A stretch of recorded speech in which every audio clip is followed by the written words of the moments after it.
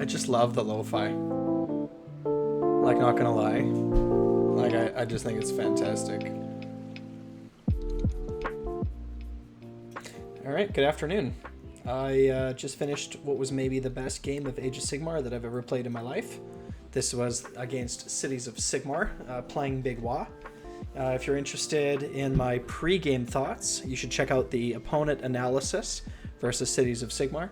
That video was uploaded this morning. I recorded it a few days ago, but I scheduled it to release so that it would be 2 hours into the game, just to be sure, not saying anything.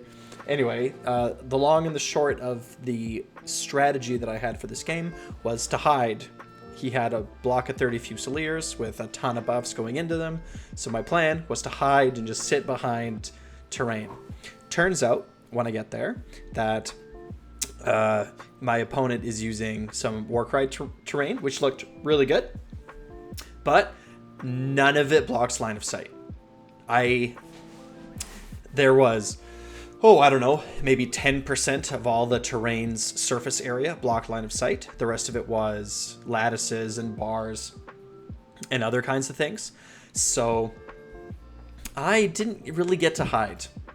And after deployment, we measured from the Fusiliers, and there's like, I think a 40 mil base could fit in one of the two different corners, right? So it's like, there's nothing that's hiding. There's nothing that's hiding. And Lookout Sir is the only real defense that I have against those Fusiliers. So the long and the short of it was, so I won. I won the game. It was the closest game I've ever played. It really came down to dice. It came down to, I got the last double turn in round 5, and that was what I needed to secure that victory. But it was absolutely crazy. Super good game. So I was able to teleport and charge the Fulminators with Brutes. So that ended the Fulminator threat. I think the Fulminators took out like a Brood or two, so that was pretty good. I was able to teleport and like fully buff up with extra Rend and Violent Fury and Destroyer the Mega Boss. And the Mega Boss was able to get in and mess up the Pontifex. It's like a 9 wound 4-up ward hero. So that was pretty good. Yeah, I mean, the Hydra was taken out from Blizzard and Bolt Boys, so that was super cool. Basically, what I think fundamentally the game came down to was me and my opponent just trading blows, right? Just punching each other with like high damage. Him the Fusiliers, and then me like different sources, right? Because of how much damage there is in a big wall list. But we were just punching each other back and forth. It was quite like just a slugfest.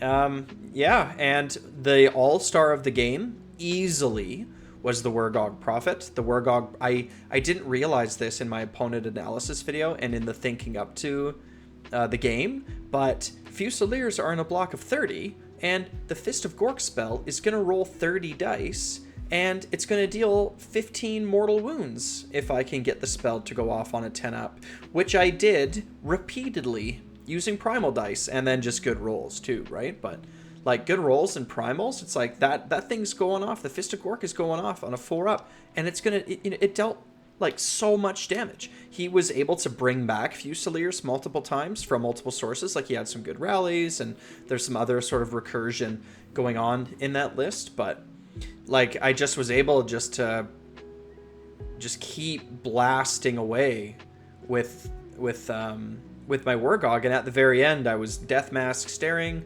like it was good. I dropped a battle tactic because I failed to get my teleport off, so even with Master of Magic. So like you need a 6 on a reroll, right? Like, so what are you gonna do about that, right? Like sometimes that happens, and that was I think the only tactic that I dropped, and I was able to like take one of his objectives from him later in the game from teleporting a Wergog, right, who then counts as 10 points on an objective, so I was able to steal that away. Yeah, I mean, it was really good. My very last battle tactic was Magical Dominance because I hadn't used it already, and he was out of heroes. So, Magical Dominance turn 1, Magical Dominance turn 5. It's all good, right? Yeah, I can't think of what else really was super like a good sort of recap. The Bull Boys did their job. My opponent played really well. There weren't really like I recognized some mistakes that I had made while we were playing, but nothing that was really significant. Just some little things. Like for example, I believe at one point I rolled for a command point instead of doing their finest hour, and I should have just done their finest hour because then I get the +1 save, and that's what I want anyway, right? Like that's what I would have used it for, is for an all-out defense. You know, if you're sure that a hero of yours is going to use all-out defense, you know, Inspiring Presence is good. Yep, end of the game with like 32 wall points or something silly like that, you know. Yeah, I mean, I think really the story of the game was just we just went back and forth. It could have gone to dice rolls. There was like, for example, he cast Bless Weapon. I think it was round 3, and I had one more primal die than he did, and I used Screaming Mandrake, but I started the roll by getting like on 3 dice, getting a total of 5. And then with all the rest of my primal dice, I wasn't able to unbind it, right? Because he threw one of his primals at it, I believe. So it was like he had 3 dice, I had 5 dice, and I had +1, and I failed to unbind because that would have been a big momentum swing. When I failed that, it's like he won the roll off, and then I so whiffed on unbinding that spell. When that happened, I was like, okay, that's game. Like I'm gonna lose now because it's too much, right? Like it's a huge swing for him to, like he was gonna lose his hero probably, and instead he gets his spell off. Like that's huge.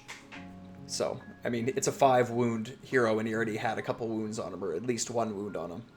So, but yeah, I mean, I thought his list was good. I thought he played well. My only comment would be to watch the back line, because I was able to teleport a Mega Boss in behind him, right? So I know that there's not a lot of chaff in his list, but I mean, we talked about the Fulminators sitting behind, and I think that would be a good use for them as well, right? For them to sit in the back line. If they were Tempesters, it would be even better for that, right?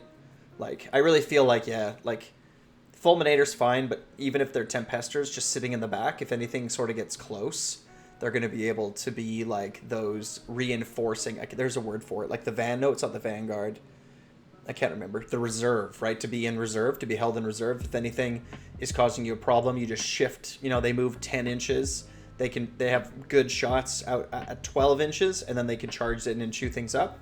So if there's like a weak side, or if someone's trying to get into your backline, you can use them to zone out, and then use them to sort of move around and help out on the battlefield wherever you happen to need them. So, but yeah, I mean, fantastic game. I can't believe I won because the terrain had no ability to block line of sight. Like, as soon as I saw the terrain, and as soon as I was like moving it, because I set up the board, and as soon as I was moving the terrain around, I'm like, I'm screwed. Like, I'm screwed. Like, there's nowhere that I can put this that's going to block his Fusiliers from just shooting everything.